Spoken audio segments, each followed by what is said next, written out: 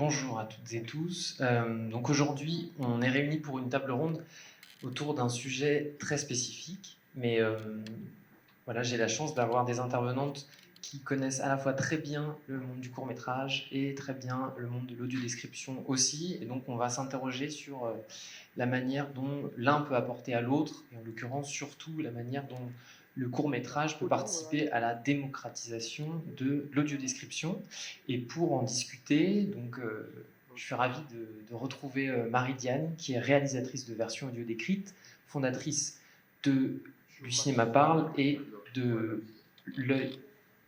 Tout va bien, j'ai oublié.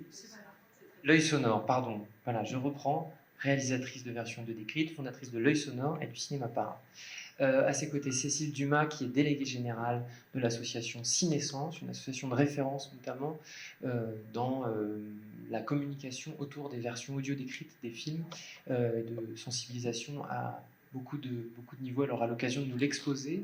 À ses côtés, Sophie Lemaire, qui est du coup responsable du pôle culturel de la Matmut et notamment de ce qu'on appelle la Matmut pour les arts. À sa droite, Amélie Châtelier, déléguée générale de l'agence du court-métrage, et à ma gauche, Léna Nili, qui est responsable de l'événementiel, de l'action culturelle au sein du groupe du Lac Cinéma, et l'une des fondatrices de l'association Inclusive, voilà, une association d'exploitants qui milite en faveur de l'accessibilité des œuvres et des salles. Donc aujourd'hui, on va travailler à la frontière entre un format de film un peu plus court qu'à l'accoutumée et un des dispositifs d'accessibilité. Je pense qu'on va évoquer aussi en filigrane la question du sous-titrage pour les personnes sourdes et malentendantes, qui à mon avis c'est deux choses qu'on travaille généralement de pair. Et peut-être pour démarrer, je vais demander à Cécile de nous rappeler un petit peu quelles sont à la fois les obligations qui s'appliquent au long métrage et les subventions qu'on peut espérer obtenir dans la réalisation des versions audio décrites pour ces films-là. Très bien. Merci d'abord à la fête du court-métrage de m'avoir sollicité pour Cinescence pour intervenir sur cette rencontre et donc participer à cette discussion sur le cinéma inclusif. Le cadre dans lequel se situent en fait les obligations pour le long métrage, c'est d'une part la loi handicap de 2005 qui fixe des obligations à tous les lieux recevant du public, les fameux ERP, et à ce titre, la salle de cinéma étant un ERP, a des obligations d'être accessible à tous les publics, du côté du cadre bâti, donc du côté du lieu, mais également du côté des contenus qui sont proposés. Donc c'est la première fois dans cette loi que le cadre des différentes déficiences qui sont concernées est élargi à tous les types de handicap et pas seulement la question de l'accessibilité physique qui avait longtemps été traitée uniquement pour les lieux qui reçoivent du public. Et donc c'est comme ça que sont arrivées ces questions d'accessibilité des films pour les spectateurs déficients sensoriels. Donc ça, c'est un premier cadre. Ensuite, le CNC, le Centre national du cinéma, qui accompagne et régule aussi un certain nombre de fonctionnements de la filière, a posé pour les longs métrages, en janvier 2020, une réglementation qui lie l'obtention de l'agrément de production et donc aussi d'exploitation des films à la réalisation de ces versions adaptées, et donc pour les films d'expression française. Donc ça rajoute une couche, en quelque sorte, de cadre pour les films dans les salles. Et donc, tous les films qui sortent, qui sont produits en français, qui sont d'expression française, il y a quelques subtilités, mais donc doivent, au moment de leur sortie en salle, produire ces versions adaptées et s'assurer aussi, ça c'est intéressant, que ces versions vont suivre le film tout au long de sa vie, sur tous les supports et sur toutes les sources de diffusion. Et cette obligation est assortie aussi d'une aide que les producteurs peuvent solliciter pour la réalisation de ces versions. Elle est conditionnée au budget du film. Pour que ce soit proportionné, évidemment, on comprend que selon la taille du budget, le coût de la réalisation peut peser plus ou moins lourd dans ce budget. Donc tout ça, ça concerne les longs métrages. Le court métrage ne fait pas partie du champ de ces obligations et par là même de ces aides. Ça sort un petit peu aussi de cette exploitation qui est faite dans les salles de cinéma. Enfin, ça sera aussi l'objet de la discussion qui suivra, mais ça veut dire que il n'en est pas moins intéressant de réaliser des versions adaptées pour que tous les publics puissent accéder à ces films, mais en tout cas, c'est pas encadré par ces réglementations-là. Ce que je peux dire aussi peut-être, c'est que pour la salle de cinéma, les versions qui sont proposées sont mises en œuvre sur le support numérique du film, donc le disque dur, le DCP, avec un fichier additionnel qui peut ou non être activé, et que de la même façon, ça peut être le cas pour le court-métrage, mais que par ailleurs aussi, pour le court-métrage, la spécificité, c'est que s'il est diffusé dans un cadre différent qui part d'un fichier vidéo, ça peut être intéressant aussi de se poser la question de comment ces versions sont proposées, et dans ce cas-là, ça peut être un son mixé au son du film, pour ce qui est de l'audiodescription. Oui, on reviendra sur ces différentes modalités techniques, mais pas que techniques, parce que c'est aussi des enjeux de médiation, dans la mesure où cette table ronde a pour cadre la fête du court-métrage, et par essence, la fête du court-métrage se décline dans un certain nombre de lieux autres que les salles de cinéma, et donc voilà, les supports sont différents, les moyens de travailler, l'accessibilité aussi. Peut-être pour poursuivre la discussion sur le cadre de, entre guillemets, légal, d'obligation, de subventionnement qui quand même, c'est ça ensuite qui va dessiner comment dire, c'est à partir de ce cadre-là qu'on va avoir plus ou moins de versions audio décrites disponibles, etc. C'est un véritable moteur que de décréter une obligation, que de mettre à disposition des fonds pour fabriquer ces versions audio décrites. Amélie, dans le court-métrage, il n'y a pas d'obligation, mais il existe quand même certains films avec des versions audio décrites. Ça représente par exemple, quelle proportion du catalogue des films qui sont inscrits à l'agence du court-métrage, et est-ce qu'il y a des nouveautés dans le soutien que vous pouvez obtenir, soit vous, soit les producteurs et productrices, dans la fabrication de ces versions accessibles?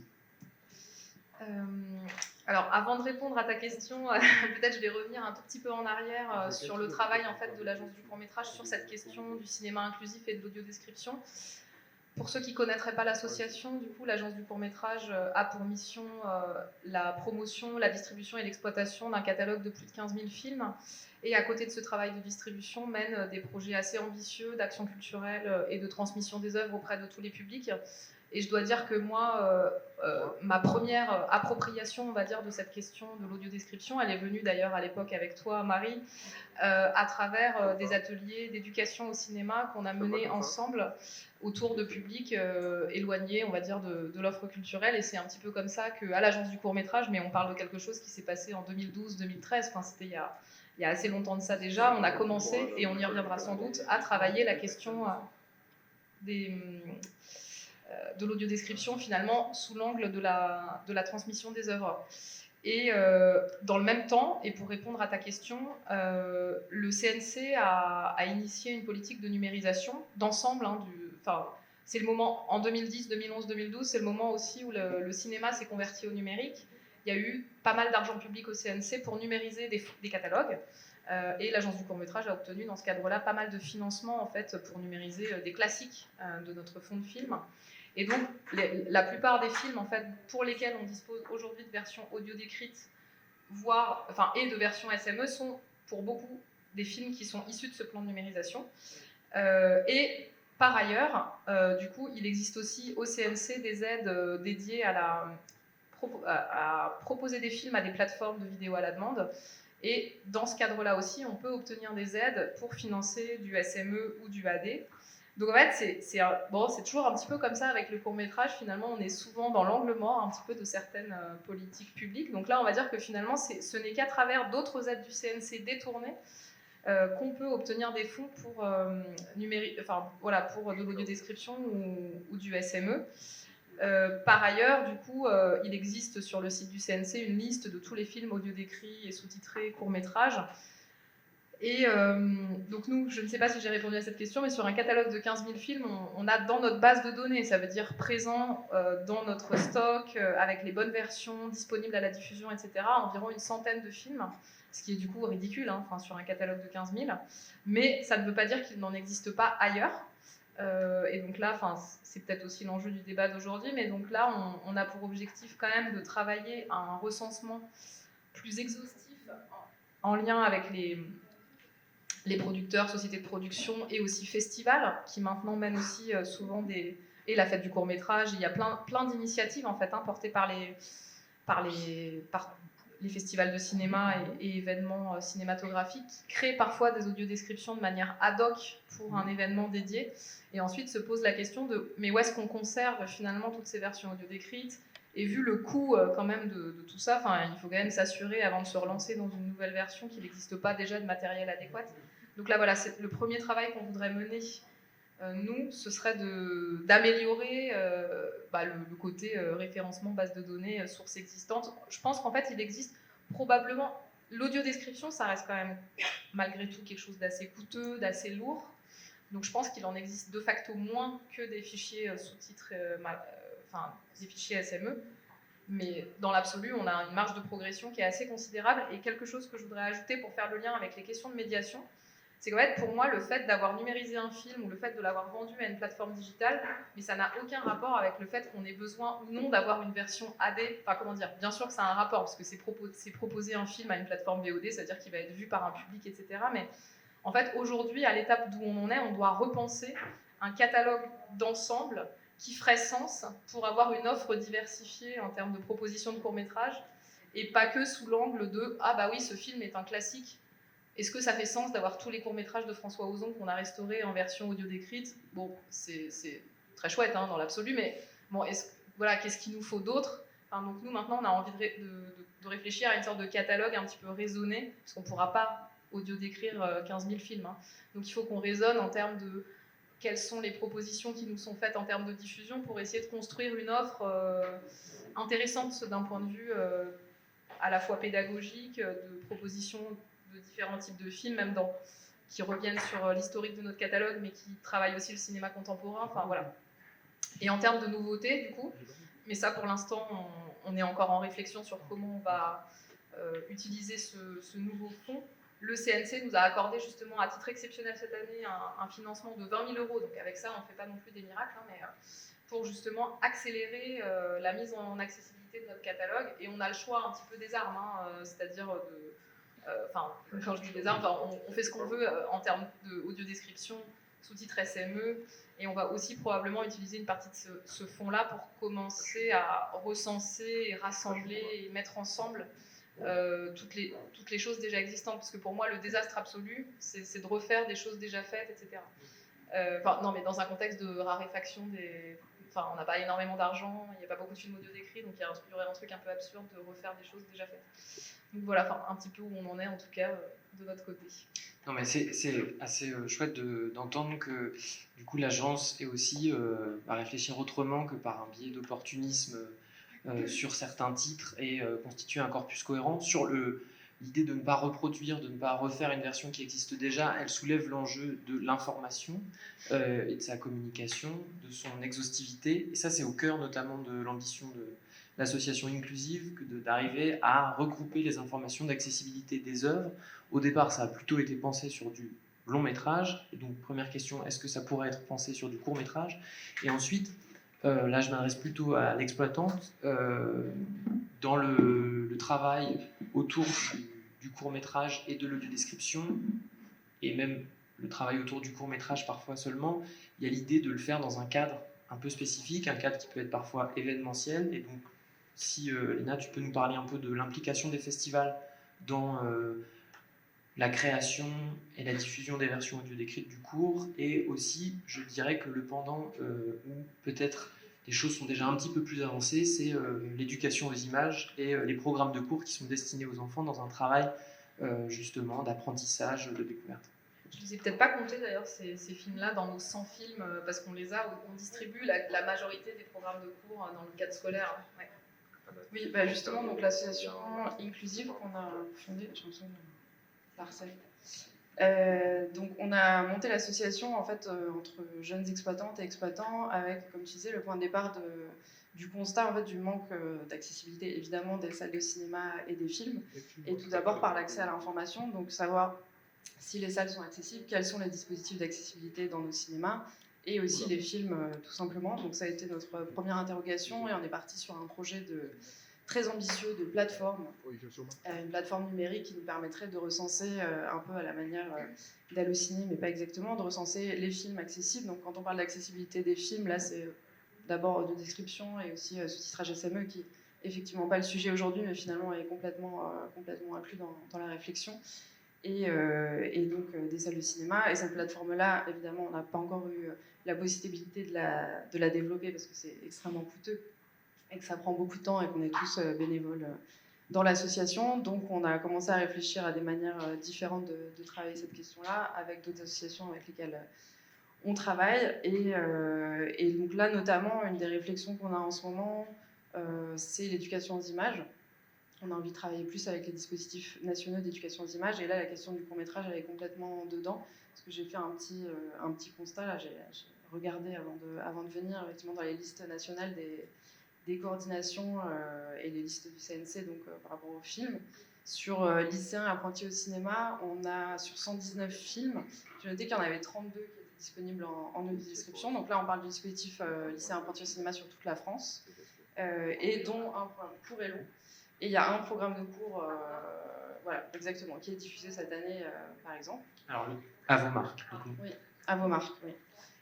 Qui est diffusé à Paris en ce moment, nous, dans nos salles, donc en audio-description. Dans la liste école et cinéma, donc pour les élèves de primaire, sur 120 films de la liste, il y en a 52 qui sont disponibles en audio-description, donc ils sont plutôt bien dotés finalement sur ce dispositif-là. Et il y a sur 15 programmes de court-métrage, il y en a 3 qui sont disponibles en audio-description, sachant que souvent ils sont aussi SMI.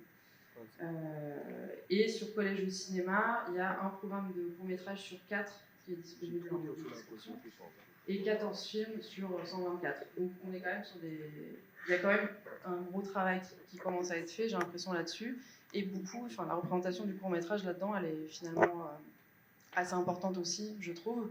Après, nous, finalement, en salle directement, là, pour repartir du côté exploitante, c'est vrai qu'on a finalement très peu de séances avec une demande sur le description, mais au moins... les films sont là. Dans le cadre scolaire, on en a assez peu, mais au moins les films sont là. Et c'est quelque chose qu'on essaie de travailler. Et je ne sais plus si tu m'avais demandé autre chose. Oui, il y avait dans la question du... Je trouve ça bien que tu précises effectivement que les versions existent, mais qu'elles ne sont pas forcément utilisées, parce que ça va être aussi un des enjeux de la discussion. C'est-à-dire, on peut être très volontariste, et je pense que nous sommes tous et toutes, et parfois on a du mal à faire en sorte que le travail qu'on mène touche des personnes qui sont directement concernées, qui ont besoin de ces dispositifs-là. Donc dans le cadre d'éducation, des dispositifs d'éducation à l'image, bon, il se trouve que peut-être vous ne l'utilisez pas très fréquemment, mais il y a aussi des classes, il y a aussi des personnes en situation de handicap qui sont inscrites dans des dispositifs, et donc ces versions ont évidemment une grande utilité.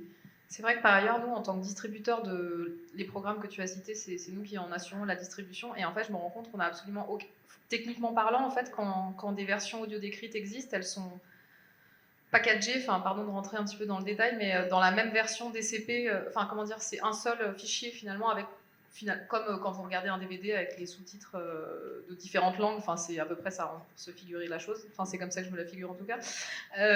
Et du coup, finalement, il se peut que certaines séances se fassent en audio-description, mais en fait, nous, on n'en a absolument aucune...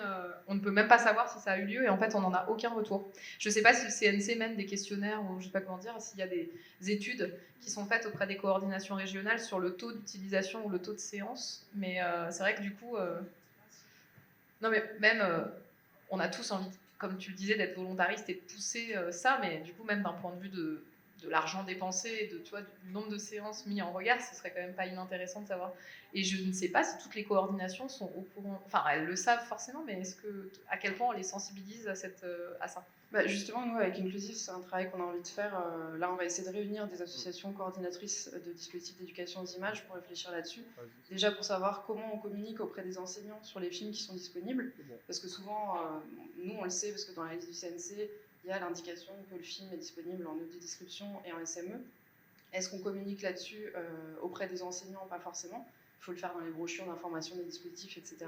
Parce que souvent, on a des enseignants en fait, qui ont des élèves en situation de handicap, mais qui les excluent des dispositifs de fait parce qu'ils pensent que la séance ne sera pas accessible. Alors qu'en réalité, peut-être que si on avait mieux travaillé en amont entre les coordinations, le CNC et les salles de cinéma qui vont recevoir ces élèves, peut-être qu'on aurait pu aménager ces séances-là, mieux les organiser pour accueillir ces élèves qui souvent sont vraiment exclus d'office. Alors que là, on est sur des dispositifs qui sont plutôt finalement faciles à mettre en place en quelque sorte. Un sous-titrage SME, on peut l'activer, on informe toutes les classes que le sous-titrage va apparaître à l'écran, il ne va pas y avoir de problème de description, il faut effectivement l'activer aussi et mettre à disposition des casques, mais la plupart des salles de cinéma, en tout cas là je parle sur les salles de Paris que je connais mieux, après je ne veux pas parler au nom de tout le monde, en ont aussi, il suffit juste de donner l'information au départ. Et après, je sais que le travail de recensement, pour un peu se rendre compte, on en parle avec les coordinations. Elles essayent elles-mêmes de savoir auprès des salles de cinéma, mais souvent c'est fait de manière un peu improvisée, un peu dernière minute. C'est le prof qui va appeler tout d'un coup la salle de cinéma en disant « mais en fait j'ai un élève non-voyant, est-ce que je peux avoir le film en audio-description? Oui, non, on va mettre un casque à disposition. » On ne va pas forcément faire remonter l'information de la salle de cinéma jusqu'à la coordination et encore moins au CNC. Donc c'est le constat qu'on fait. En tout cas, à ma connaissance, le département, enfin la direction au CNC qui gère les programmes est tout à fait conscient de de ces versions disponibles et doit communiquer, enfin se charge de communiquer auprès des têtes de réseau. Ensuite, ce que tu décris là, c'est tout à fait le quotidien de la mise en œuvre. Ensuite, c'est de faire en sorte que les informations circulent jusqu'aux spectateurs potentiellement intéressés. C'est un bon chantier. Et alors, la deuxième partie de la question, et du coup je l'étendrai à Sophie aussi, c'est la question de la diffusion du court-métrage passe souvent aussi par des temps de festival. Et il y a beaucoup de festivals de cinéma français qui cartonnent et qui ont soit des sections de court-métrage, soit sont entièrement dédiées au court-métrage. On a vu, ces dernières années, un certain nombre de lieux comme le Festival de La Rochelle ou des festivals bretons s'ouvrir à des dispositifs d'accessibilité plutôt sur du long métrage. Est-ce que, à ta connaissance, il y a des festivals qui l'ont fait sur du court métrage en dehors de la fête du court, qui elle l'a fait?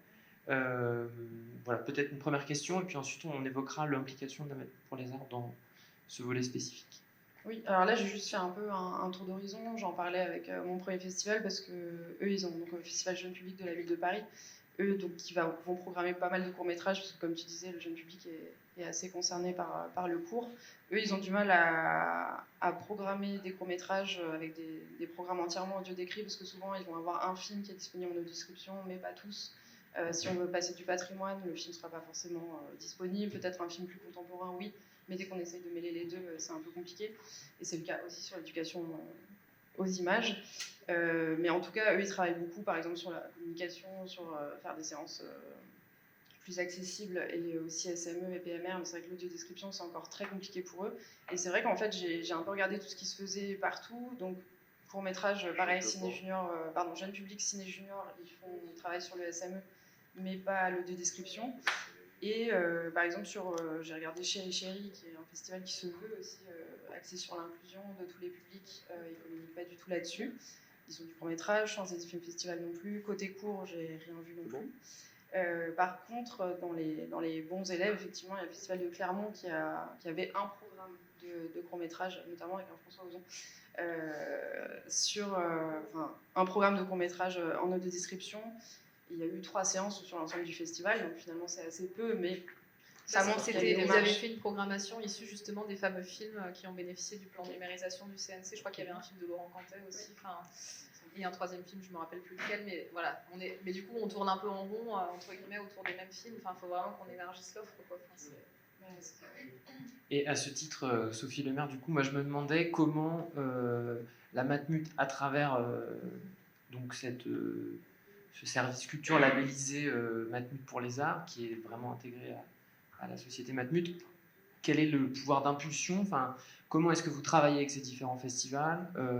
Peut-être racontez-nous aussi un peu dressé. Il y a La Rochelle, il y a un festival à Rochefort, enfin il y en a voilà, plus de 5 ou 6, je vous ferai la liste. Et puis, la fête du cours, évidemment, où là, on a vraiment cette idée de travail sur une forme, enfin, c'est presque à l'avant-garde, parce que finalement, peu de gens le font, où on travaille spécifiquement sur le court-métrage et son accessibilité. Voilà, peut-être le travail avec les festivals, est-ce que c'est vous qui les approchez, ou l'inverse? Voilà, comment vous créez des programmes ensemble, et est-ce que vous-même financez la fabrication des versions écrites? Alors oui, déjà, pas à une petite échelle, hein, tout de même, hein, on est très très loin, vraiment à des années-lumière de ce que le CNC peut financer, mais peut-être que nous, on apporte autre chose. Alors, vous le savez, Matmut, c'est une société d'assurance mutualiste. On a choisi, dans la partie culturelle, de travailler sur l'accessibilité à l'art, toutes les formes d'art. On a un centre d'art, on a un programme mécénat sur d'autres actions, d'autres périmètres de création artistique. Et puis sur le cinéma, en rencontrant des personnes impliquées, d'associations, de porteurs de projets de festivals. À la base, c'était des demandes de mécénat, et puis on a discuté, compris, analysé, et on a développé un projet, un programme entier qui s'appelle Ciné Inclusif. Et c'était intéressant de vous entendre parce que finalement, il y a tout un circuit qui pose plusieurs problèmes et il y a à chaque fois des problèmes qui s'accumulent. Donc, on a les problématiques là, qu'on a identifiées grâce à vous, hein, et on a développé ce programme d'accompagnement, de facilitateur en quelque sorte, en fonction de toutes les problématiques qu'on a identifiées à notre échelle, évidemment. Donc la première problématique qu'on avait identifiée, c'était le contenu. Ces versions audio décrites et sous-titrées, parce que voilà, nous, on ne fait pas de distinction sur notre accompagnement. Eh bien, il y a des aides, évidemment, du CNC, tu l'as rappelé, mais pour des programmes longs de patrimoine, cours de patrimoine, nous, on n'en fait pas de distinction. C'est la production audiovisuelle qui nous intéresse. Si c'est long ou court, il n'y a pas de distinction de notre part. Mais le contenu, quand c'est du court, quand c'est du patrimoine, quand c'est de la série aussi, pose différents problèmes parce qu'il n'y a pas de financement ou pas suffisamment de financement pour les versions. Ensuite, le deuxième volet, et tu l'as évoqué, c'est les modalités d'accès. Est-ce que dans la salle qui est équipée, le casque va bien fonctionner? Est-ce qu'il est confortable? Est-ce que l'autre version avec Toivox, on a bien le Wi-Fi dans la salle? Enfin, il y a quand même plein de problématiques techniques d'accessibilité, donc ça fait partie des axes qu'on travaille. Le troisième, on l'a évoqué, c'est la programmation, et là, effectivement, on se raccroche à des festivals. Alors, pour répondre à ta question, est-ce que c'est les festivals qui nous approchent ou c'est nous qui approchons les festivals? Les deux, mais je suis normande, désolée. Et donc, on nous approche, le festival de La Rochelle est le premier qu'on a financé dans ce sens-là. Ils ont un programme qu'ils avaient conçu, hein, et on est arrivé en tant que mécène, j'avoue, très spectateur au départ, et puis au fur et à mesure, on a pris connaissance et mieux compris les enjeux, et aujourd'hui, on les accompagne de façon toujours... en tant que mécène, mais de façon plus fine. Et puis, il y a d'autres festivals avec qui on a eu des échanges au début très généraux, et on leur a dit, nous, ce qui nous intéresse dans l'accompagnement, c'est pas la production même du festival, on ne va pas être mécène du festival, mais par contre, nous, on veut bien vous accompagner sur la partie d'accessibilité. Et là, la question est ouverte. De quoi avez-vous besoin? Est-ce que c'est la création de versions audio décrites ou sous-titrées sous les malentendants? Est-ce que ça va être de faire intervenir des médiateurs parce qu'il y a une volonté d'accompagnement en amont ou en aval. Là, c'est au festival de créer sa propre programmation et de nous dire où ils ont besoin de nous. La dernière version, c'est la communication. Et dans communication, j'inclus aussi une partie de sensibilisation. Parce que, alors c'est peut-être utopique, mais je pense qu'on a tous ce rêve quand même un petit peu derrière la tête, c'est que l'audiodescription et le sous-titrage puissent être quelque chose de normal, de récurrent dans les salles, également à la maison avec les plateformes, et que quand on en a besoin, on l'active, quand on n'a pas besoin, on l'active pas, et on est au courant qu'il existe. Donc en fait, c'est tout ce circuit de création, de techniques, de diffusion et de communication, sensibilisation sur lesquels on a la possibilité de réagir. Est-ce que je réponds à peu près à tes questions ? Alors oui, j'ai pas eu la liste des festivals. Mais... Non, je peux la donner. On peut la donner peut-être. Alors, la fête du court-métrage, bien évidemment, c'est Rumania, qui s'est tout juste terminée, qui a fait 4 séances en audiodescription et sous-titrage. Il y a également le festival Sœurs Jumelles, qui cette année développe un programme spécifique. Alors comme ils ne peuvent pas attaquer tous les problèmes de front, ils se sont concentrés sur la surdité et la malentendance, mais ils ont l'intention d'aller plus loin l'année prochaine 2025.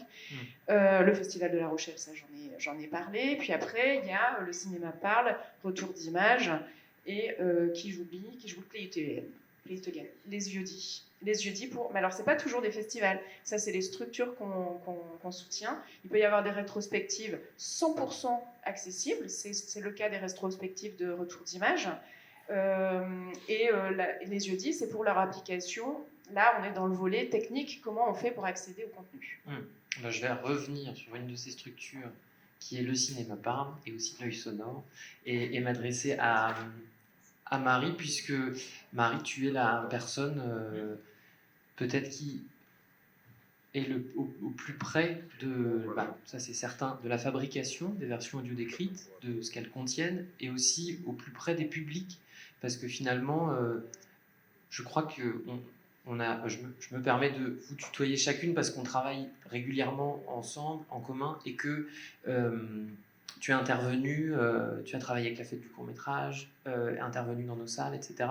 Et donc, moi j'aimerais revenir avec toi au cœur de la question qui nous est posée cet après-midi. Et on voit bien qu'il y a des opérations qui sont menées dans le cadre de festivals. Quel est l'intérêt pour toi de travailler spécifiquement sur la forme courte pour sensibiliser à l'audiodescription ? Alors, avec une question aussi synthétique que ça, jamais je pourrais égaler ta qualité, et surtout pas moi.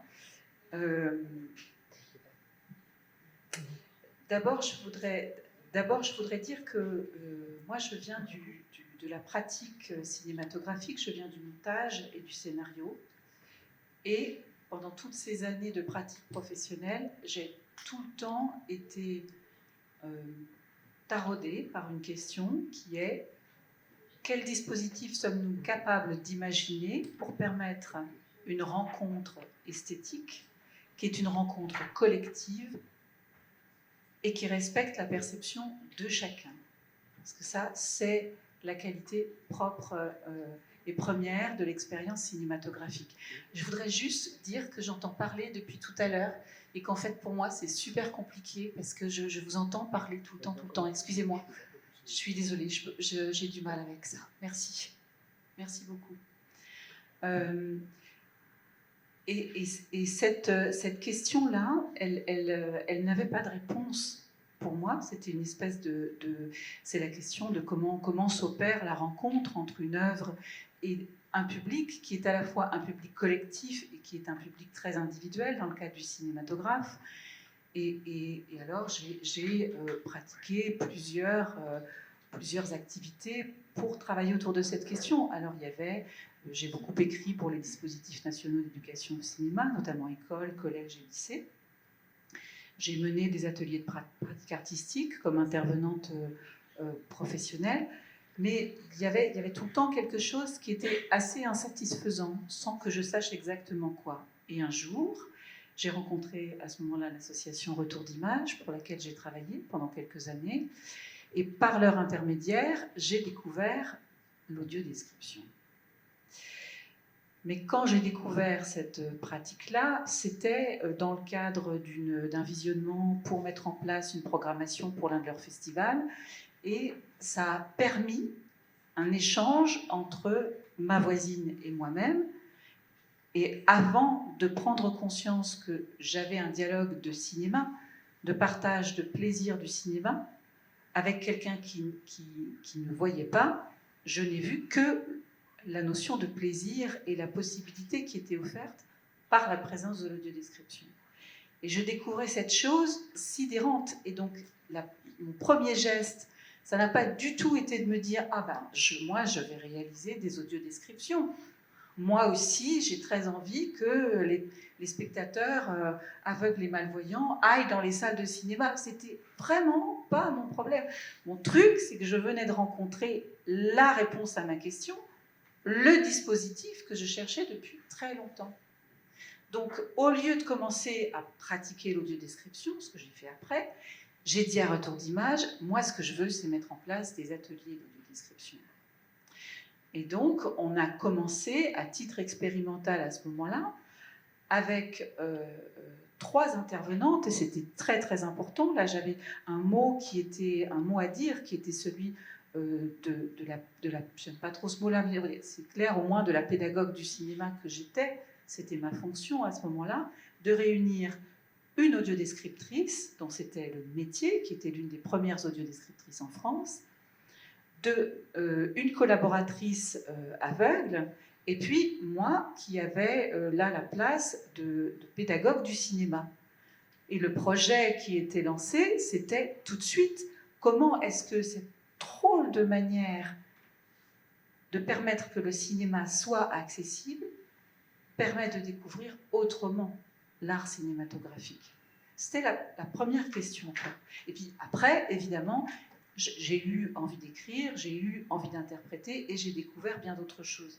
Ça, c'est la première réponse que je voudrais t'apporter.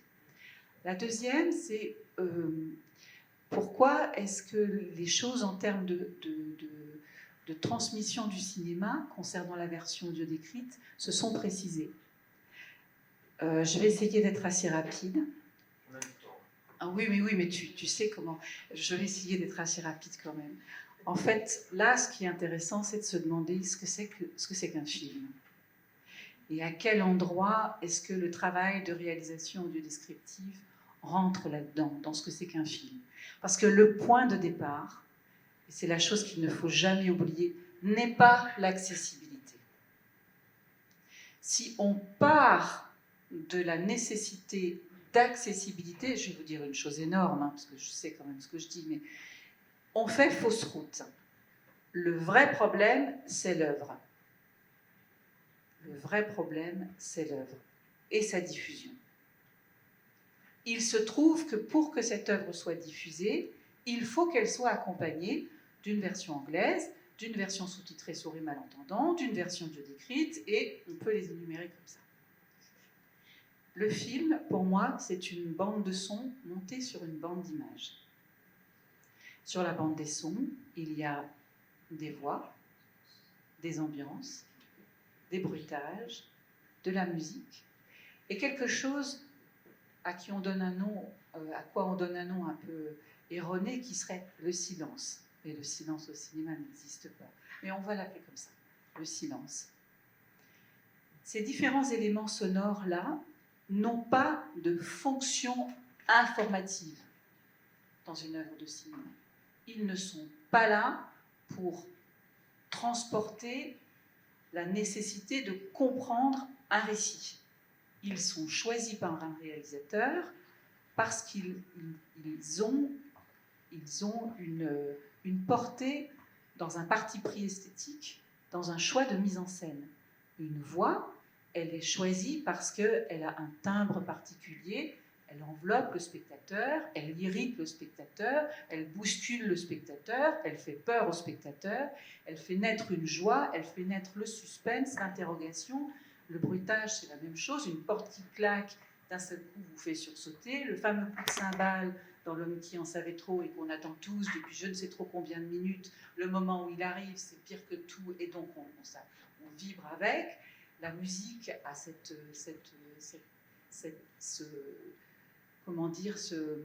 est un point de bascule dans le tissu sonore du film, puisqu'elle peut d'un seul coup éclater les cadres de l'image, permettre à l'horizon de transpercer la toile de cinéma, etc. Bref, tous ces éléments sonores-là ont une place dans le maillage du film qui est une place esthétique et qui fait quelque chose au corps du spectateur. Au corps du spectateur. On ne va pas au cinéma pour comprendre une histoire. Personne ne va au cinéma pour comprendre une histoire. On va au cinéma parce que ça nous bouscule, parce que ça nous convoque à cet endroit de l'humanité où parfois on a oublié ce que c'était. Les spectateurs qui sont de jeunes publics, qui sont des publics adolescents, ils le savent, puissance 3 milliards. À 15 ans, tu vas dans la salle de cinéma avec une bande de copains te faire un film d'horreur parce que ça va aller te chercher à un endroit où tu as absolument besoin que ça aille te chercher. Où tu testes toutes les limites dans le cadre de la salle de cinéma, de l'épreuve du corps et de ce que ça te fait. Donc sur la bande des sons, il y a une succession comme ça d'éléments sonores qui sont choisis parce que ce qu'ils font racontent quelque chose. Ils ne racontent rien en eux-mêmes. Ce qu'ils font racontent. Parce qu'au cinéma, c'est l'émotion qui raconte.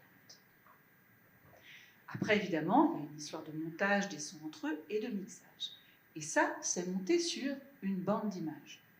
La bande des images a tout un tas de possibilités de mise en scène, avec la place de la caméra, ce qu'on va mettre dans le cadre, le mouvement de la caméra, etc.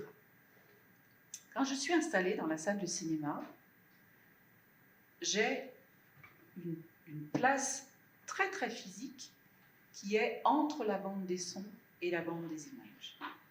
C'est vrai, je suis dans la salle de cinéma immergée dans la bande des sons et je suis face à moi, il y a la toile blanche sur laquelle est projetée l'image, mais derrière moi, il y a le projecteur qui envoie l'image. Donc il y a quelque chose qui s'opère, qui est une histoire d'espace pour le spectateur.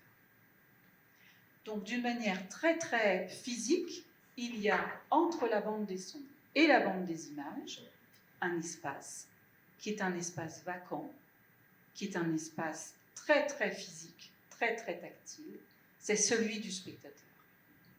C'est là qu'il y est malmené, bousculé, rendu heureux, joyeux, c'est là qu'il se fait son film. Si je suis un spectateur aveugle ou malvoyant, je m'installe dans la salle de cinéma, je suis immergée dans le son du film, je sais très bien que je suis traversée par une image que je ne vois pas. Mais j'ai accès, et mon corps est mis à l'épreuve de la bande des sons, d'une manière brûlante. Je ne suis pas soumise à une succession d'informations. Va chercher la baguette, les enfants sortent à 17h, le train pour aller chez grand-mère, c'est demain, j'ai pas pris les billets. Non, non. Je suis absolument comme ce que je viens d'expliquer tout à l'heure, c'est-à-dire dans un mouvement permanent et dans une épreuve émotionnelle permanente qui convoque la voix qui me rassure, l'inquiétude du silence qui dure depuis une éternité et je ne sais pas ce qu'il y a au bout de ce silence, le coup de feu assassin, etc. Il me manque des choses pour me faire mon film. L'audiodescription arrive à ce moment-là. L'audiodescription n'est pas un travail d'écriture. Ça n'est pas un travail de verbe. Ça n'est pas un travail de linguiste. C'est avant toute chose la capacité que a un auteur audiodescripteur de percevoir d'une manière intuitive, immédiate et globale tout ce qui se joue dans la relation entre les images et les sons, ou plus justement, entre le son et les images. C'est quelqu'un qui, tout de suite, est saisi par cet organisme particulier qu'est le film, avec une rythmique, avec une respiration, avec une cadence. Et son premier travail, ça va être de savoir à quel moment de la bande des sons il va pouvoir installer quelque chose, dans quel rythme, avec quelle virgule, avec quelle respiration, avec quelle ponctuation. Et dans un deuxième temps, il va se demander qu'y a-t-il dans la bande des images que la bande des sons, à elle toute seule, ne permet pas de percevoir. À partir de là, tout ce qu'est le travail de la version audio décrite expose au grand jour qu'elle est un dispositif sidérant pour renouveler la rencontre des œuvres cinématographiques et des publics. Parce que quand je vais me mettre à écrire et que je vais avoir repéré que là, il y a un silence, entre guillemets, a priori, je vais pouvoir, c'est génial, ce silence dure 10 secondes, je vais pouvoir écrire une phrase qui va prendre 10 secondes, mais pas du tout, parce que si j'enlève ce silence-là, je ne laisse pas résonner les larmes du personnage d'avant, le coup de feu que je viens d'entendre, et comme le dit quelqu'un, qui est cette personne aveugle, qui est ma première rencontre et définitive de l'audiodescription, qui s'appelle Claire Bartoli, qui est l'auteur d'une merveilleuse émission de fiction radiophonique qu'il est grand temps et très urgent d'écouter, qui s'appelle Caméra intérieure. Claire, elle dit, les sons, c'est comme quand tu les reçois, font des ronds dans l'eau, c'est comme quand tu jettes une pierre, ça fait des ronds dans l'eau. Et le travail de l'audiodescripteur, c'est de repérer jusqu'où l'onde, il faut la percevoir pour être dans le film. Et c'est là où tu dis, tiens, là, je peux commencer à poser mon mot. Et ce mot-là, cette phrase-là, elle va être de rendre compte qu'à l'image, il y a une caméra sur un pied et qu'elle est fixe, que dans le cadre, il y a un visage en très très gros plan et que c'est un œil avec une paupière qui papillote, que le plan suivant, c'est un plan très très large sur une plage avec un monochrome de tons dans des ocres et des bruns, et que ce raccord fait quelque chose à l'œil du spectateur, et que cela n'est pas perceptible à la bande des images, et que cela relève de la description de le transmettre. À partir du moment où tu sais ça, que tu sais que c'est ça, l'audiodescription, tu sais que ce n'est pas une question de cécité ou de malvoyance, tu sais très bien que c'est non pas procédé, non pas une technique, mais c'est un dispositif qui renouvelle définitivement les possibilités de transmettre le cinéma, non pas aux aveugles, non pas aux malvoyants, mais au plus grand nombre. Ce serait la première partie de ma réponse. Merci. Je pense que Zoé, si on avait intitulé cette table ronde Marie-Diane peut-elle démocratiser l'audiodescription, on aurait une belle réponse. Oui. Voilà. Merci beaucoup, Marie. C'est vrai que ça nous a permis de revenir aussi à des fondamentaux de ce que c'est, de manière très précise et en même temps très sensible. Et peut-être dans la salle et au-delà, puisque certains nous regarderont sur YouTube, enfin, je ne sais pas trop où. Vous n'avez jamais fait l'expérience de l'audiodescription. Sachez que vous pouvez le faire gratuitement. Enfin, en tout cas, si vous allez au cinéma, n'hésitez pas à demander un casque pour avoir cette nouvelle modalité de rencontre. Alors, c'est vrai qu'avant de partir sur la deuxième partie de ta réponse, je vais juste rappeler la manière dont on peut s'en emparer à travers le court-métrage. Et c'est vrai que je distinguerais deux modalités. L'une qui serait une programmation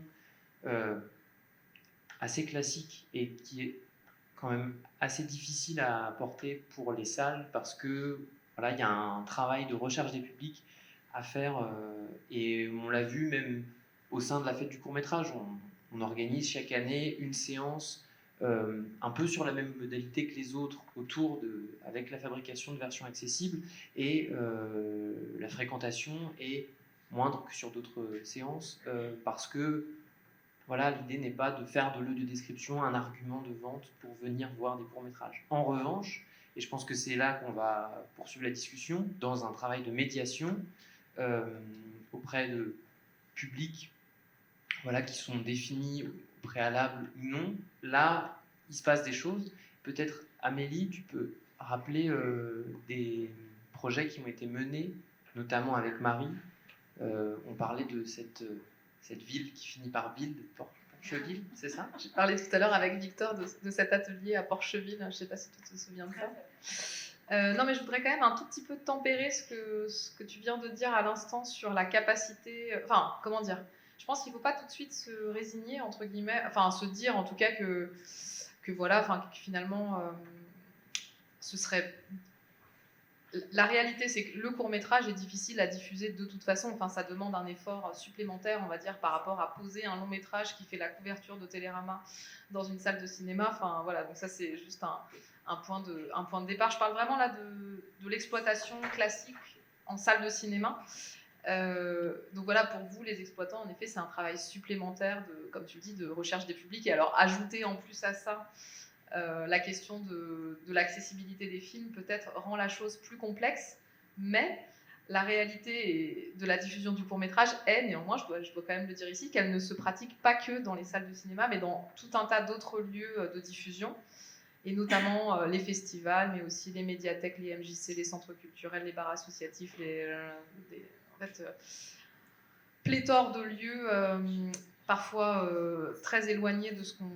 Voilà, des grands centres urbains et aussi de ce qu'on pourrait imaginer en termes de profondeur dans les territoires. Enfin, c'est mon travail de le rappeler, donc je le fais.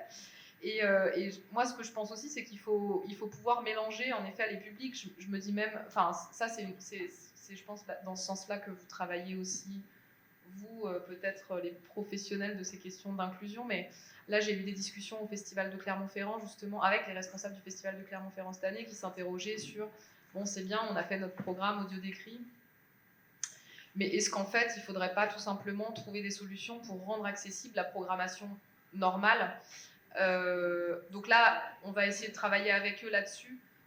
Pour ceux qui fréquentent le Festival de Clermont, ça va de F1 à F10. Enfin, non, mais moi, je disais à un responsable, bon, il faudrait qu'on prenne le F1, F2, celui que tu veux, mais en fait, qu'il y en ait un des 10 qui soit à minima accessible. Ce qui veut dire que là, c'est juste dans la salle, c'est juste fréquenté par tout le monde au même endroit, etc. Il n'y a pas cette espèce de ghettoisation qui, du coup, se produit aussi probablement pour vous. Enfin, en effet, si tu fais un programme de court-métrage, plus il est accessible. Enfin, là, je me dis, d'un point de vue du marketing, c'est entre guillemets la séance, c'est vrai qu'on sent qu'on part avec quand même va falloir ramer pour faire venir des gens. Enfin, c'est pas hyper sexy, quoi. Enfin, voilà. Alors qu'à contrario, si c'était vendu, entre guillemets, comme une séance classique, enfin, même, j'en sais rien, l'ouverture du Festival de Clermont rendue accessible, ou un truc où il y a de toute façon 800 personnes qui viennent, il y en aurait peut-être sur les 800, 30, 40, 50, enfin, que sais-je, qui seraient des personnes porteuses de... Enfin, avec, nécessité d'avoir... le AD ou le SME, et à ce moment-là, je trouve que ça ferait sens dans une dynamique d'ensemble, en fait. Pour moi, il y a quand même cet enjeu de rendre le cinéma accessible pour tous, mais aux mêmes séances et aux mêmes endroits, surtout que maintenant, avec les casques, il y a plein de manières de faire qui, entre guillemets, rendent possible le mélange des publics, quoi. Voilà.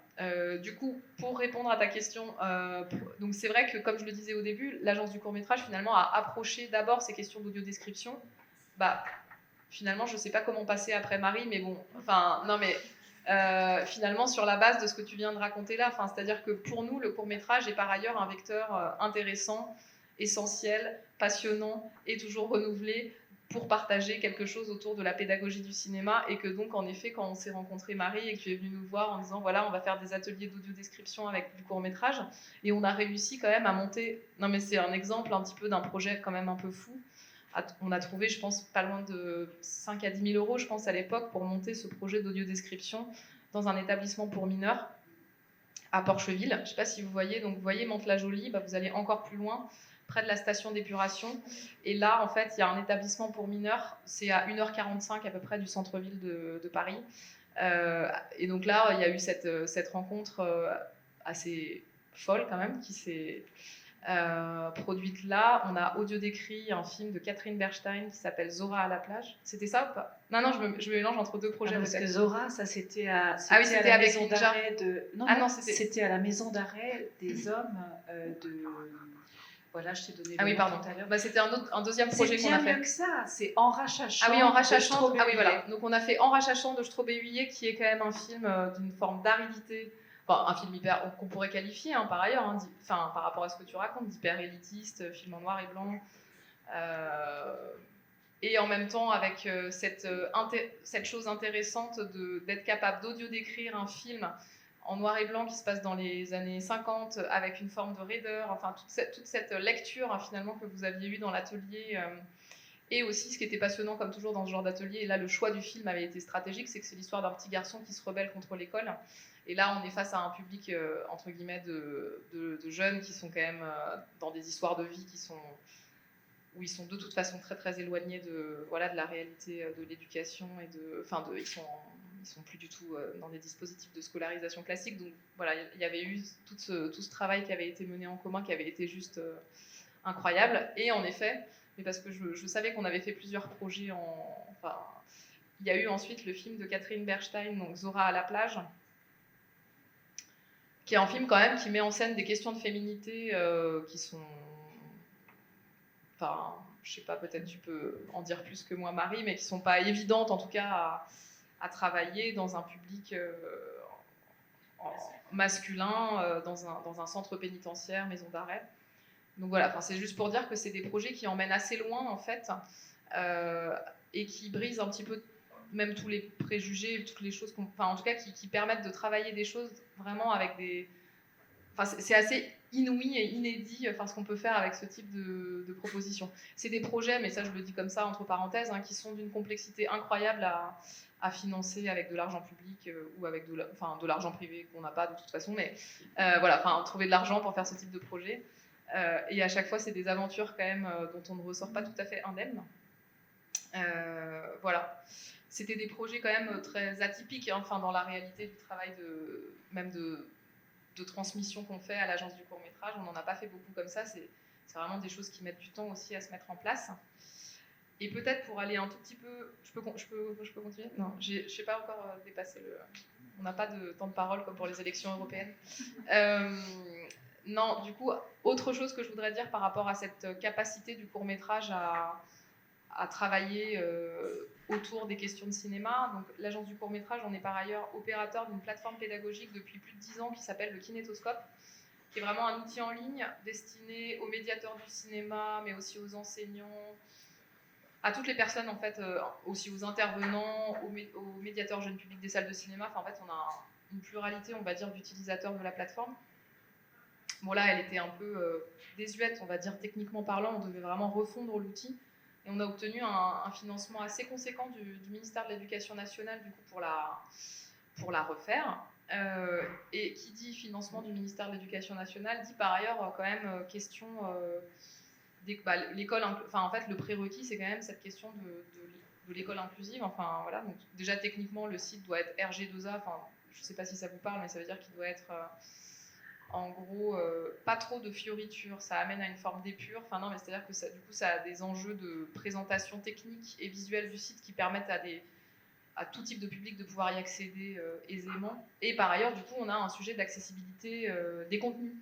Parce que du coup, ça sert à rien d'avoir un site accessible si en fait après les films, du coup, ne le sont pas. Donc voilà, tout ça pour dire que c'est quand même un chantier qu'on prend en main de plus en plus.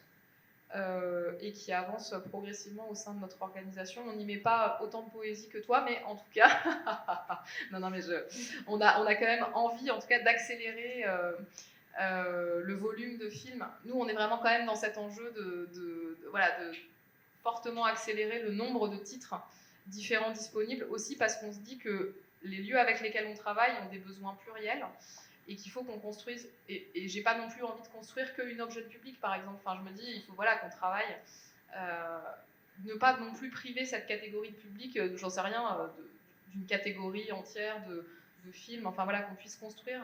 C'est pas évident à faire hein, sur un catalogue aussi énorme. Et puis en fait, on est aussi, comme tu le disais au début, un peu, on répond à des opportunités. Ce film, on l'a vendu à cette plateforme. Ah bah chouette, on va pouvoir des SME.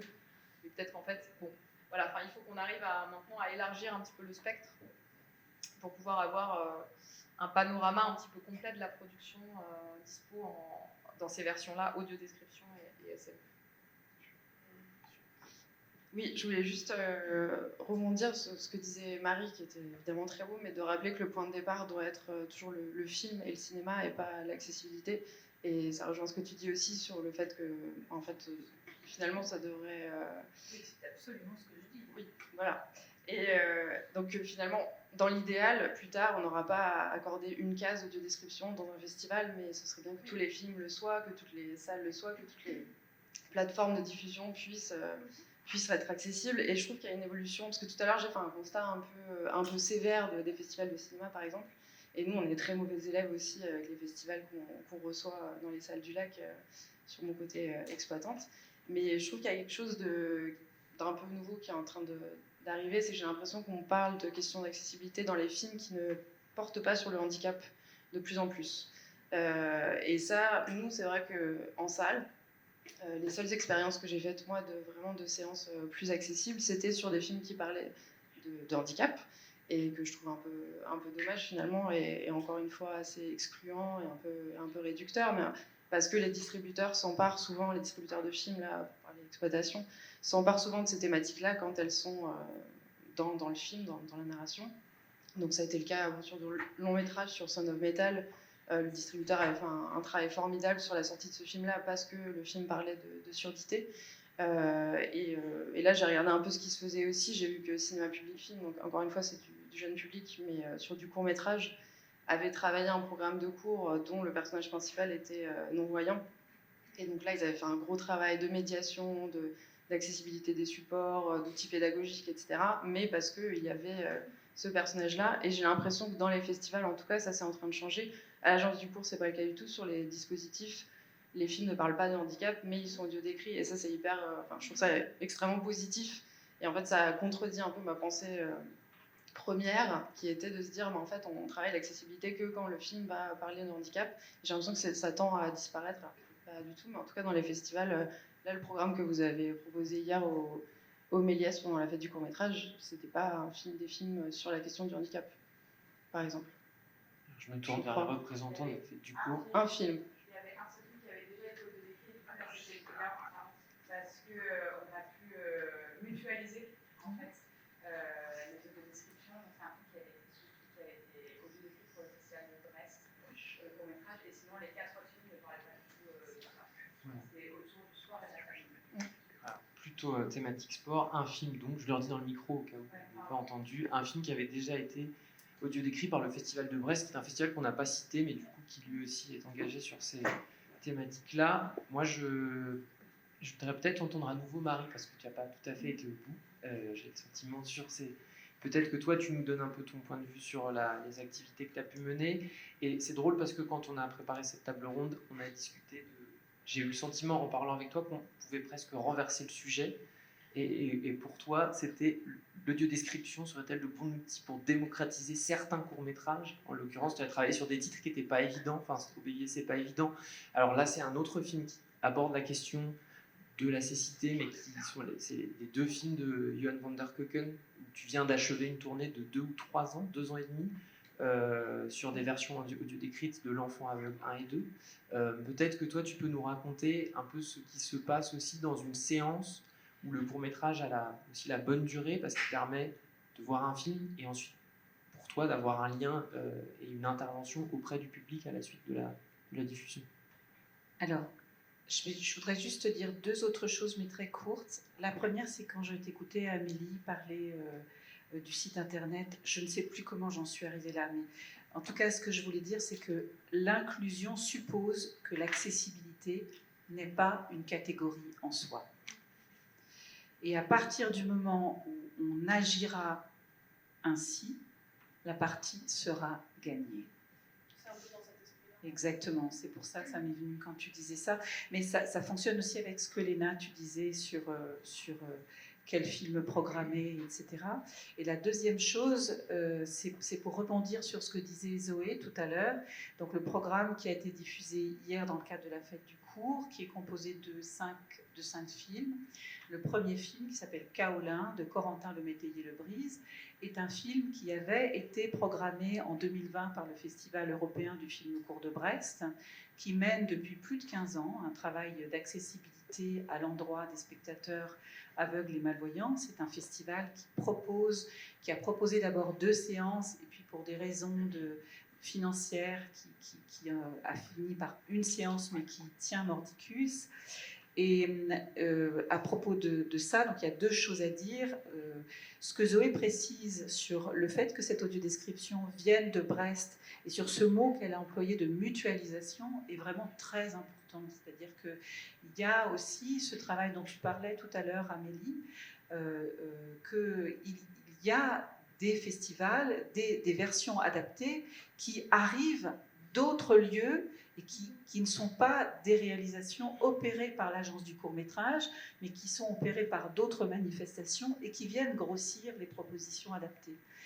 Et c'est sûr que là, il y a un travail à faire pour que ces réalisations soient mutualisées, pour qu'il y ait aussi des choix de programmes qui soient mutualisés.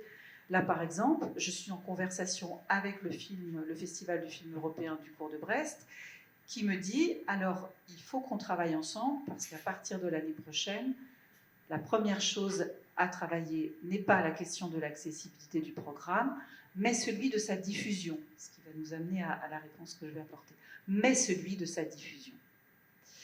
Voilà, ça c'est les 2 choses que je voulais vous dire, et j'en profite pour vous glisser. Non, je vais parler plutôt de l'expérience avec Keuken, comme ça ce sera chose... Je vais faire plusieurs choses en une seule. Alors, ce projet s'appelle « Écoutez voir, Johan van der Keuken, la version audio décrite des films, une promesse de cinéma ». Ça n'est pas un projet qui vient de l'œil sonore, le cinéma parle, c'est un échange qui est né avec Documentaire sur grand écran, qui est une association d'envergure nationale qui œuvre pour la promotion et la diffusion du cinéma documentaire de création. Documentaire sur grand écran m'avait sollicité un peu avant 2020 pour venir mener un atelier de découverte de l'audiodescription dans le cadre de leur semaine de formation qui se déroulait aux ateliers Varan. Il y avait eu une vraie rencontre. Moi, j'avais beaucoup aimé leur manière d'approcher le travail de la description, et eux avaient découvert quelque chose. Et on s'était dit qu'on retravaillerait ensemble. Et puis, à la faveur du confinement, un travail d'écriture de ce projet a pu être fait. Quelle était la question de départ? La question de départ, ça n'était pas, puisque Documentaire sur grand écran est aussi, dispose d'un catalogue qui est assez conséquent de quelques chefs-d'œuvre du cinéma documentaire. Et la question de départ, ça n'était pas « rendons accessibles quelques films de notre catalogue ». Et puis de toute façon, moi, ça ne m'intéressait pas, donc je n'y serais pas allée. La question de départ, c'était ma bonne vieille question initiale, quel dispositif sommes-nous capables d'imaginer pour transformer la rencontre des œuvres et des publics, et notamment des œuvres qui rencontrent plus difficilement que d'autres leur public.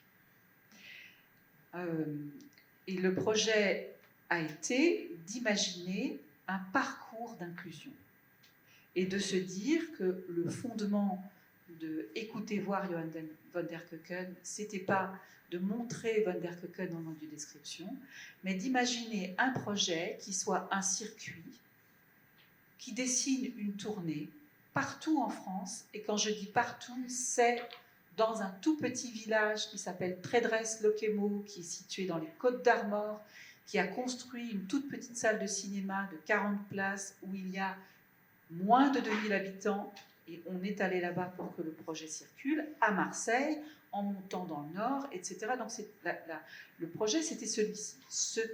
Imaginer une tournée qui aille partout en France et qui permette à tous les publics de découvrir l'art cinématographique d'un des grands noms du cinéma documentaire d'une autre manière. Donc, il a été sélectionné 4 films de Johan van der Keuken et il a été proposé d'assortir chacune des projections d'ateliers dédiés à l'audiodescription. Plus justement, d'ateliers qui, partant de la version audio-décrite de Johan van der Keuken, faisaient découvrir le geste de ce cinéaste d'une autre manière. Donc, voilà, il y avait, je ne sais plus, j'ai dû faire une proposition de 4 ou 5 ateliers très différents. Les 4 films audio décrits, comme tu le disais, avaient cette spécificité d'en avoir 2 qui étaient, alors je ne sais pas comment dire ça justement, qui interrogeaient la perception du monde lorsqu'on est aveugle ou malvoyant. Ces 2 films s'appellent L'enfant aveugle 1 et Hermannslobe, l'enfant aveugle 2. Ce sont des films qui datent de 1963 et de 1965.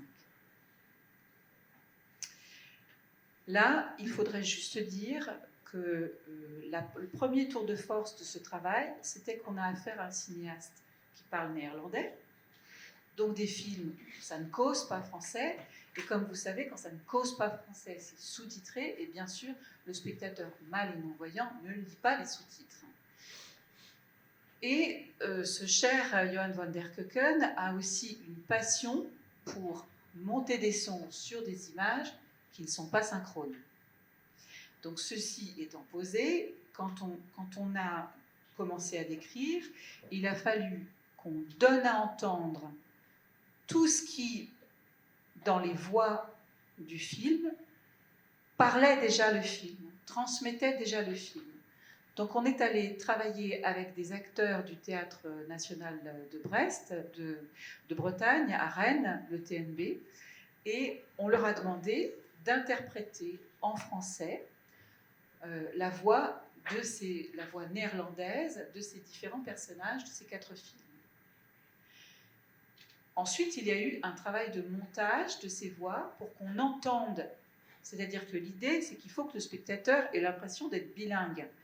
Il comprend très bien le néerlandais, comme chacun sait, et il entend de manière complètement subreptice et très inconsciente la traduction en français. C'est ça, alors je déteste ce mot de voice-over, tu vois. Je préfère que tu... Je sais pas, moi j'aime bien dire que c'est une voix par-dessus, ou une voix en surimpression, si tu veux. Tu vois. Voilà, une voix française en surimpression. Donc, il y a, et c'est pas pour raconter dans le détail, c'est parce que dans la réalisation du descriptive, il y a là des questions de cinéma qui se sont posées tout au long du travail. Là, il a fallu se demander comment il avait rythmé, Johan van der Keuken, le montage son des paroles, pour demander aux comédiens d'être là-dedans, et ensuite de demander à la monteuse son, qui s'appelle Corinne Gigon, c'est le studio Nomade à Rennes, de travailler le montage des voix par-dessus, des voix en surimpression, pour qu'on retrouve la rythmique des paroles. Parce que la perception du spectateur n'étant, comme je vous l'ai expliqué tout à l'heure, pas du tout quelque chose de raisonné, mais quelque chose qui se fait à son insu, ce que savent très bien les grands cinéastes, eh bien, à partir du moment où on était dans le tempo des voix, on savait que l'essentiel de ce qui était dit en néerlandais allait être, non pas compris, mais saisi par le spectateur. Tout ça, ça nous prenait beaucoup de place. Et après, il a fallu écrire de la description. C'est-à-dire, il a fallu laisser ces fameux ronds dans l'eau et ces fameux silences entre guillemets, donc là j'en avais déjà très peu, et éventuellement il fallait dire ce qui se passait dans l'image que le son à lui tout seul ne permet pas de percevoir, et a priori c'était juste tout ce qui était dans l'image, puisque les sons n'étaient pas synchrones. Mais on a découvert que quand même il y avait des choses que le son permettait de deviner, et ça c'était extraordinaire, c'est-à-dire qu'en se mettant à décrire, ce qui s'est mis en œuvre est quelque chose à quoi je crois profondément, c'est que le travail de la description n'est pas un travail hors sol, comme les tomates qu'on fait pousser comme ça, bien dans l'air. C'est plutôt, on ne va pas poser une voix dans le son du film, mais on va penser, c'est pour ça que ce n'est pas de l'écriture, et les linguistes seront les plus mauvais audiodescripteurs, ceux qui décrivent le mieux, ceux qui réalisent le mieux une audiodescription, ce sont les monteurs. Parce que c'est un travail de montage.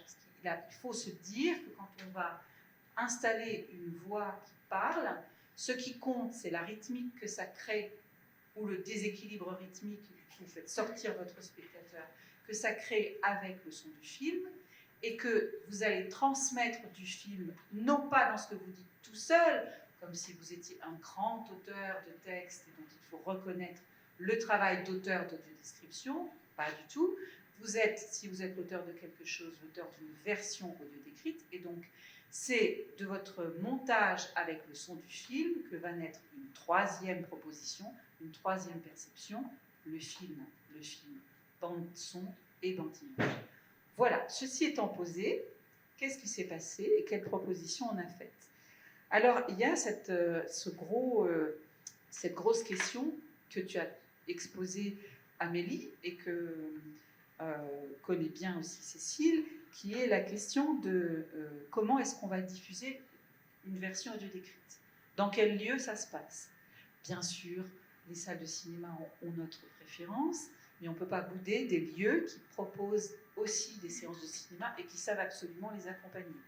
Simplement, dans ces salles-là, ça pose d'autres questions. Alors, juste, on fait un petit point là-dessus. Quand on est dans une salle de cinéma, je suis un spectateur aveugle ou malvoyant, je m'assois dans la salle, je suis immergée dans le son du film, et j'ai un casque sur les oreilles, et dans ce casque, il y a une petite voix qui, idéalement, est un peu en retrait, un peu en arrière. Ça, c'est des histoires de mixage, mais je le dépose ici, si jamais on a le temps d'y revenir plus tard.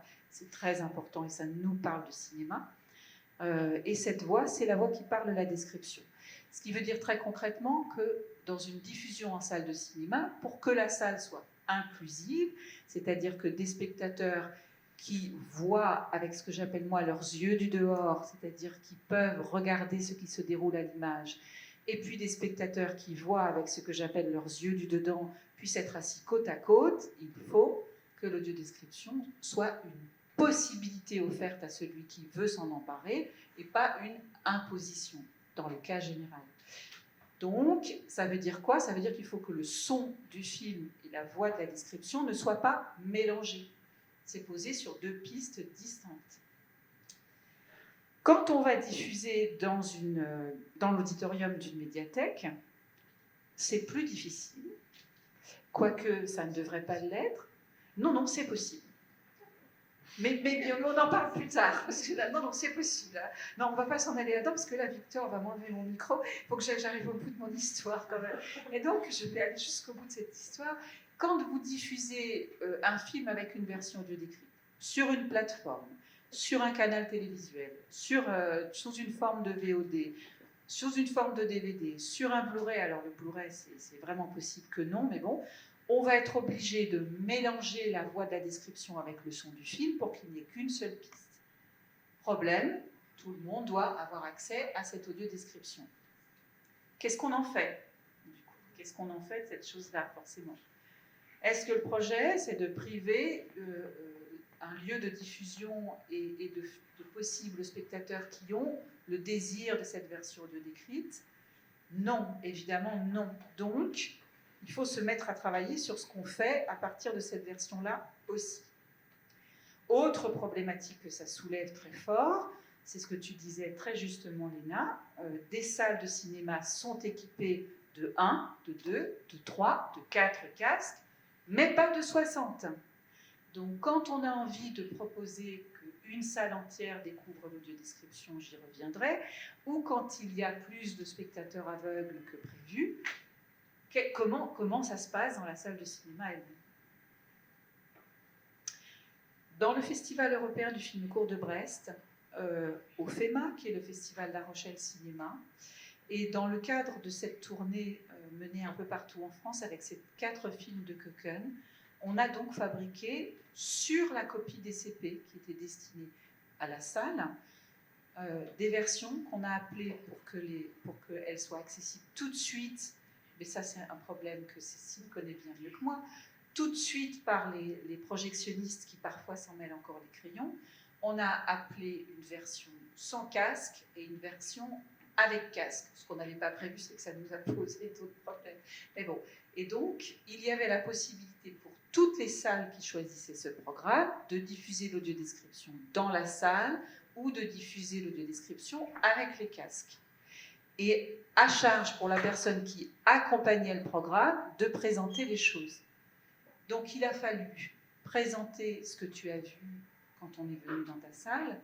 Il a fallu présenter l'audiodescription du programme Köken en faisant non pas une nécessité d'accessibilité, un problème de manque de casque et tout ce que vous voudrez, mais une possibilité offerte à tous de découvrir le geste cinématographique d'un cinéaste trop méconnu, Johan van der Köken. Et donc, tout était à ce moment-là dans la présentation de la séance, où, alors je n'étais pas seule, j'étais accompagnée de quelqu'un qui a une connaissance très fine de l'œuvre de Köken, et comme je suis fatiguée, qu'il me pardonne, le nom va me revenir très très vite, c'est juste, ça va passer là. Il faut être mobilisé sur beaucoup de choses pour ne rien oublier. Et le projet, c'était de repartir de ce que j'ai commencé à vous dire sur qu'est-ce que c'est que le cinéma. C'est pour ça que je voulais prendre le temps de le faire. Le cinéma, c'est une bande de son montée sur une bande d'image. Et l'expérience de cinéma, c'est une expérience qui convoque toute notre part sensible et tout notre corps. Il n'y a pas d'éducation à l'image pour le cinéma. On éduque au cinéma, mais on n'éduque pas à l'image. On n'apprend pas à décrire les images. Le cinéma ne se décrypte pas, et les images non plus, puisque le cinéma, c'est une bande de son montée sur une bande d'image, et que l'expérience est une expérience très physique dans l'espace. Dans l'espace. Et à partir de là, tout est possible. Tout est possible. C'est-à-dire que dans toutes les salles qu'on a rencontrées, on a fait cette proposition quand l'audiodescription était diffusée avec le son du film. Dans les médiathèques, on a fait cette proposition aussi, en invitant à ce travail de fermer les yeux du dehors pour essayer de travailler avec les yeux du dedans et de voir ce qui se passait. Et Marie, je vais te laisser conclure simplement pour qu'on ait le temps d'écouter Cécile et Sophie. Bien sûr, je suis désolée. Non, mais si tu veux juste... voilà, c'est juste dire ça, c'est-à-dire que tout le travail consiste à ne pas faire de l'accessibilité une catégorie, ne pas oublier que notre problème, c'est l'œuvre de cinéma et pas la cécité. Et d'ailleurs, les spectateurs aveugles et malvoyants sont très au courant que ce qui les intéresse, c'est pas la question d'accessibilité, c'est d'avoir accès aux œuvres et qu'on leur parle de cinéma. Et l'autre chose, ça c'est ce que défend le cinéma parle absolument, ça fait partie de notre cheval de bataille. On l'a dit et on l'a écrit dans nos missions, l'accessibilité est une solution globale. Et si on ne pense pas les choses en termes de parcours d'inclusion, ce qui va permettre de repenser aussi le travail de la diffusion du court-métrage, qui est une question tout à fait d'actualité, et c'est là où l'audiodescription intervient. Si on part de parcours d'inclusion et de appartenir à la vie du film, tout bascule. Et je vous assure, c'est long, c'est sûr, mais tout est possible. À Brest, je terminerai là-dessus, quand on présente une séance, on arrive avec un jeu de 60 casques, on présente la séance en audiodescription. L'audiodescription n'est accessible que par l'intermédiaire du casque, et nous n'avons jamais assez de casques. Parce que tout le monde veut découvrir le cinéma autrement. Merci beaucoup Marie. Alors on va prendre nos 15 minutes supplémentaires, c'est à 18h la prochaine séance, c'est ça? Allez, moins 10, ok, on va prendre 10 minutes pour permettre aussi à Cécile et Sophie, et j'ai l'impression qu'Amélie voulait réagir, qui a pris un micro.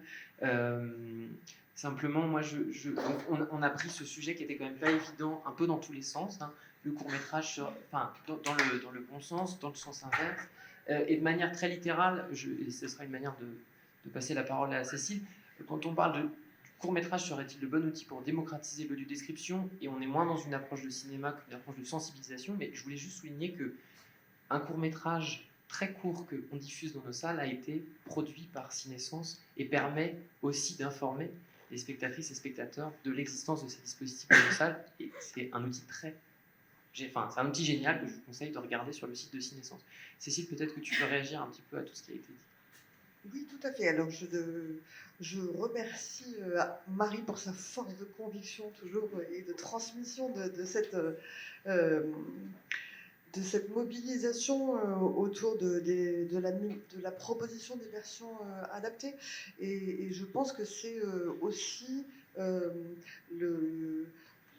les courts-métrages que vous proposez, c'est aussi souvent une belle occasion pour mobiliser les professionnels qui accompagnent les films dans les salles, dans tous les lieux, etc. Alors évidemment, les professionnels de la médiation, mais aussi toutes les personnes qui, dans la vie d'un film, contribuent à ce que ce qu'il arrive jusqu'au spectateur.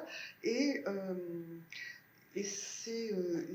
justement, cette forme court-métrage, quand elle permet de découvrir l'audiodescription, de découvrir le partage avec tout type de spectateur, elle assoit aussi la légitimité du spectateur déficient visuel, aveugle ou malvoyant dans la salle de cinéma, parce qu'il faut quand même aussi se l'avouer que parfois encore cette légitimité est remise en cause et que le fait de faire cette expérience-là en commun, sous une forme qui peut être multiple, mais qui prend souvent sa place autour d'un court-métrage ou autour d'un festival, une occasion de rencontre qui est donnée, elle a son rôle à jouer dans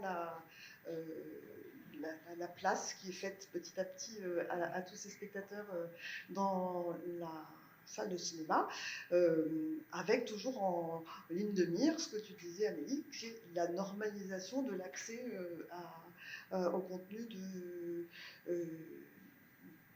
quotidien, hebdomadaire de la salle de cinéma, qui est l'œuvre cinématographique. Et l'idéal, c'est qu'évidemment, un jour, la question ne se pose plus, et d'ailleurs, on n'existera plus. Des associations qui mobilisent, en tout cas les professionnels, comme les Cinescences, ou comme souhaite l'être inclusif, peut-être, tout sera tellement fluide que... voilà. Et oui, et soulignons que par rapport à ce lien avec les professionnels, des structures comme Cinescence et Inclusive proposent des parcours de formation, des formations à la formation et aussi des formations plus simplement sur de la technique, de la médiation, de la programmation, qui pourront être aussi adaptées, je pense, en lien avec de la diffusion de formats courts. Amélie, je sens que tu as un petit mot à dire. J'aimerais laisser le mot de la fin à Sophie. Peut-être que... Je ne sais pas si ça va être un petit mot additionnel. Non, c'était juste parce que tu parles beaucoup de mise en scène, de cinéma, etc. Et je me pose maintenant qu'on va avoir des nouveaux moyens et aussi envie de travailler encore plus sur ces questions, la place des cinéastes en fait dans tout ce dispositif d'audiodescription. Je vous donne un exemple parce qu'on a fait intervenir... Non mais du coup, moi là, j'ai envie de réécouter les 80 ou 100 audiodescriptions. Non, mais en fait, je me dis que ça se trouve, on en a raté certaines, que certaines... Non, mais je sais pas si c'est toi qui les as toutes faites, Marie, je ne crois pas. Non, pas du tout. Non, mais en fait, parce que du coup... Non, mais j'avoue du coup qu'on a... Comment dire ?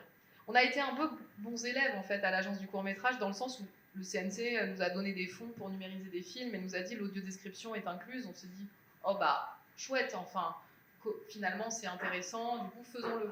Mais c'est un moment où en fait c'est une production la numérisation de ces 80 films nous a fait un travail absolument colossal. Je ne sais pas si vous imaginez ce que c'est, enfin, ne serait-ce que le pilotage voilà. Et en fait, du coup, on a laissé, entre guillemets, un petit peu cette question de l'audiodescription, pas de côté, mais on s'est dit des gens compétents vont prendre en main ce sujet. On n'était pas nous-mêmes des professionnels de ce sujet-là. Et donc, je n'ai pas, à l'époque, pris le temps d'écouter, de mener ce travail un petit peu plus fin. Voilà. Donc, là, non, moi, je rigole pas. Je voudrais réécouter tout pour me dire, est-ce qu'en fait, elles sont... Non, mais même voir si c'est possible, les faire écouter aux cinéastes. Enfin, est-ce qu'ils sont d'accord, en fait, avec ce qui a été... Je sais pas si c'est un sujet ou pas. Non, mais je vous donne un autre exemple, parce que Sandrine Dias, qui travaille avec vous à Cinescence, est venue à l'agence du court-métrage former les salariés avec votre parcours, enfin, votre projet de formation un peu classique. Tous les salariés de l'agence du court-métrage l'ont écouté, voilà.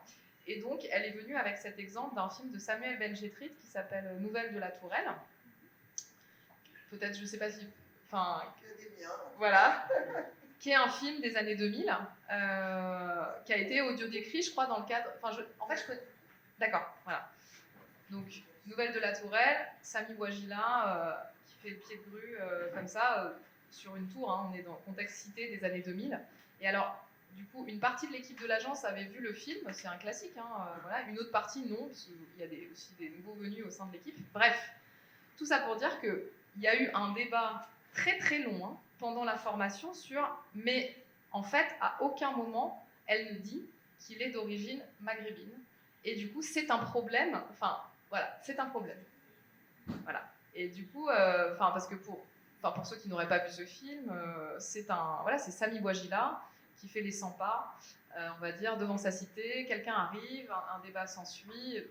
Il y a sans divulgacher le film, il y a un sujet sur qui est la personne qui vient. Enfin, est-ce qu'il vend de la drogue, est-ce qu'il vend pas de la drogue, etc. Donc, bref, on est dans ce contexte, voilà. Et du coup, dans l'audio-description, on ne comprend pas forcément ou c'est un débat.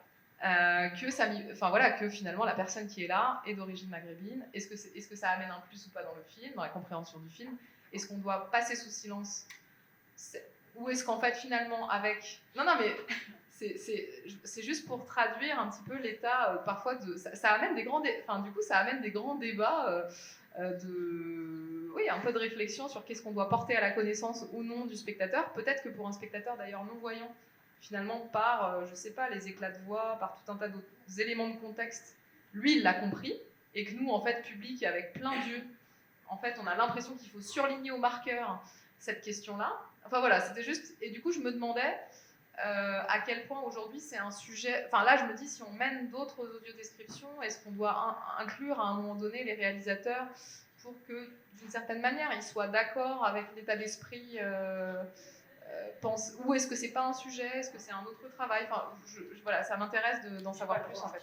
Alors Marie, on a une phrase. C'est promis, c'est promis. Je peux pas répondre parce que là voilà. Il y en a plusieurs. Exactement. Ouais. Mais pour moi c'est le truc qui m'intéresse. J'ai un mot et une phrase. Évidemment, bien entendu. Et c'est comme ça par exemple que sur le programme d'hier, Vital Philippot et Mehdi Wahab ont relu les descriptions et nous ont donné le feu vert. Et la deuxième chose que je te dis, il ne faut jamais dire « nous ne sommes pas professionnels de l'audiodescription, donc on va les laisser faire ». Je sais, c'est l'erreur. Parce qu'il n'y a pas... Parce que le problème n'est pas d'audio-décrire, le problème c'est de transmettre une œuvre. Et je m'arrêterai là. Mais du coup, est-ce qu'on est sûr... J'ai promis. Oui, mais moi par contre, d'un autre côté, je me dis aujourd'hui, est-ce qu'on a bien fait les choses? Enfin, je sais pas s'il y a bien ou pas bien faire les choses, mais est-ce que ce qu'on a... Mais c'est pas grave, c'est pas grave. Oui, d'accord. Amélie, je te propose que... Je me sens mieux, Zoé, tu as le sujet de la table ronde de l'année prochaine sur la question de l'implication des cinéastes dans la réalisation et des questions de représentation. D'ailleurs, sur le long métrage, je sais pas si c'est toujours fait ou pas. Je ne réponds plus. Et c'est une autre question. Et simplement, je voudrais laisser un mot à Sophie pour terminer. Peut-être nous faire part de tes impressions à l'issue de la manière dont peut-être vous pourrez vous impliquer aussi fort de tous ces récits, ces partages d'expériences. Moi, j'ai une proposition. Est-ce qu'on pourrait travailler avec vous à ce que la séance dite accessible de l'an prochain, ce soit une des séances talents d'aujourd'hui? Avec plaisir. Alors pour le coup, nous on ne se positionne pas dans le choix du contenu. C'est pas notre métier. Nous on est facilitateurs. Vous êtes programmateur. Vous connaissez les contenus. Alors je suis sensibilisée, je pense assez à l'audiodescription. Mais par contre, je vais pas ce serait intrusif en fait de faire une sélection. Si vous pensez que c'est bien, je pense que c'est bien. Voilà, déjà, pour répondre à cette question.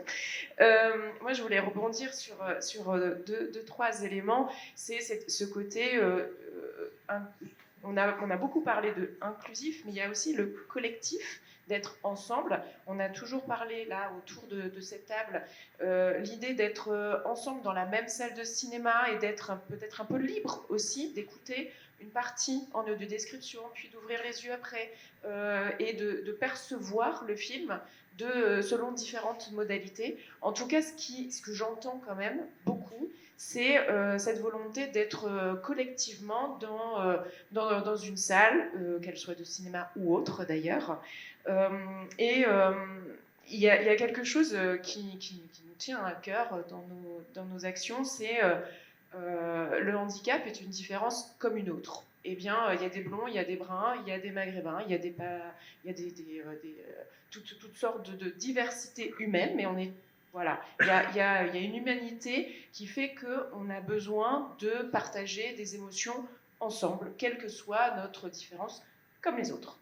Et donc je pense que, et du coup, j'aimerais bien un peu sortir peut-être une seconde du champ du cinéma, parce que ce que tu as très merveilleusement expliqué à propos de l'audiodescription, ça peut être valable aussi dans d'autres champs artistiques qu'on expérimente aussi dans d'autres situations, où la version tactile d'une reproduction d'une œuvre plastique va déclencher des émotions différentes d'une personne qui voit ou pas, peu importe, la différence n'est pas une différence justement, un podcast va servir à du jeune public aussi.